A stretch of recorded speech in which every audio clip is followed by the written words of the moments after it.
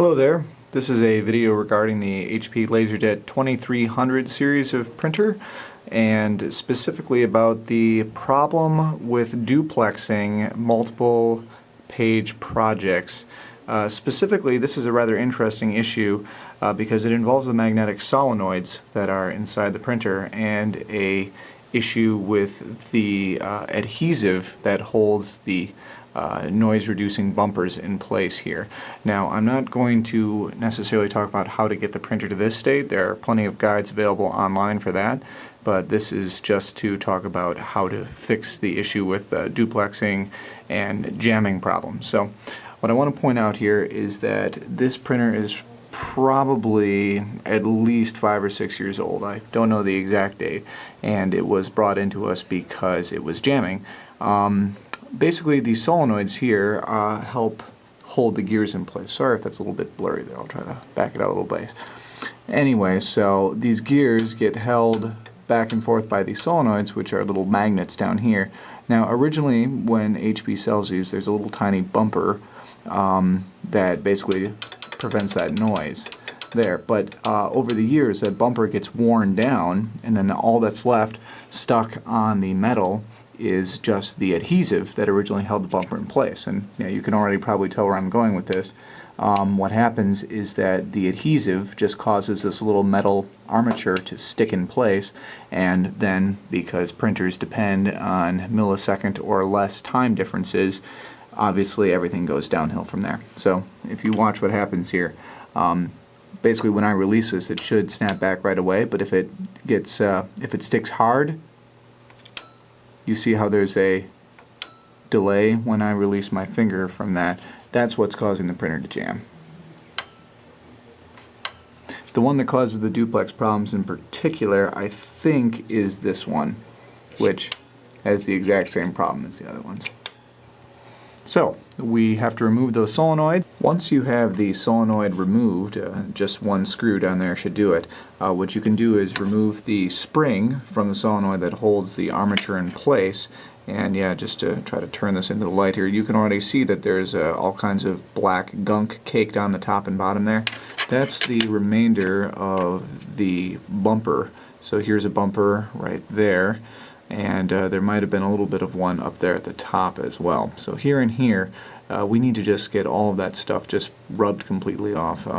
You can replace it with something, maybe wrap some string or some sort of non-adhesive method, but really, for a printer this old, I'm just going to choose to leave it completely uncovered. It might make a little bit more noise, but at least we can be assured that this problem isn't going to happen in the future. So we go find some rubbing alcohol and a tissue and go to work on it.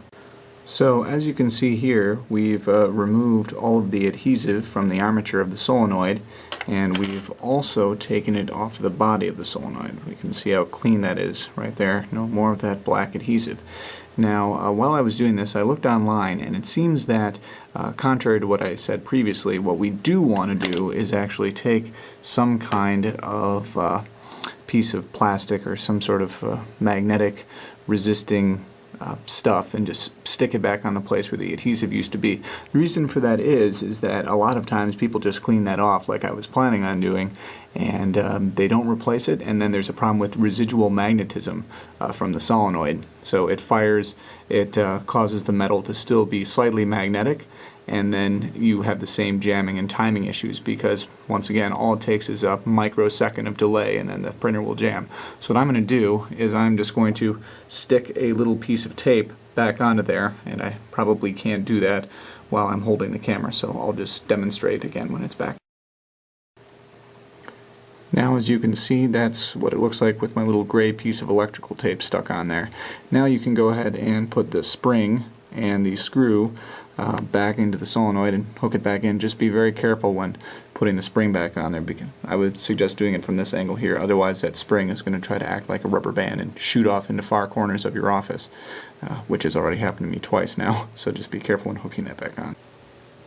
Now, even though it doesn't have to be done, I've also removed the tray 1 and tray 2 solenoids as well to prepare to clean them. Yeah, you can see how much crud is on there. Try to zoom in a little bit.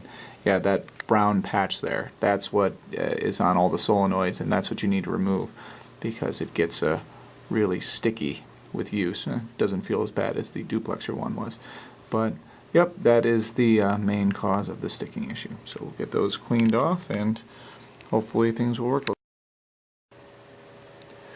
Once you've taken care of the other two solenoids for tray 1 and tray 2, right before you put it back on, go on and give it a try. You should be able to press on the armature really hard and still not have it stick at all.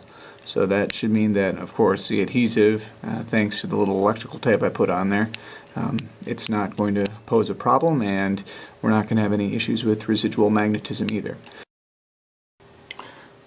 By the way, if anybody knows where this part goes to, I think it fell off of the network card box at some point, so I don't think it's anything important, but if you know where it goes, please let me know.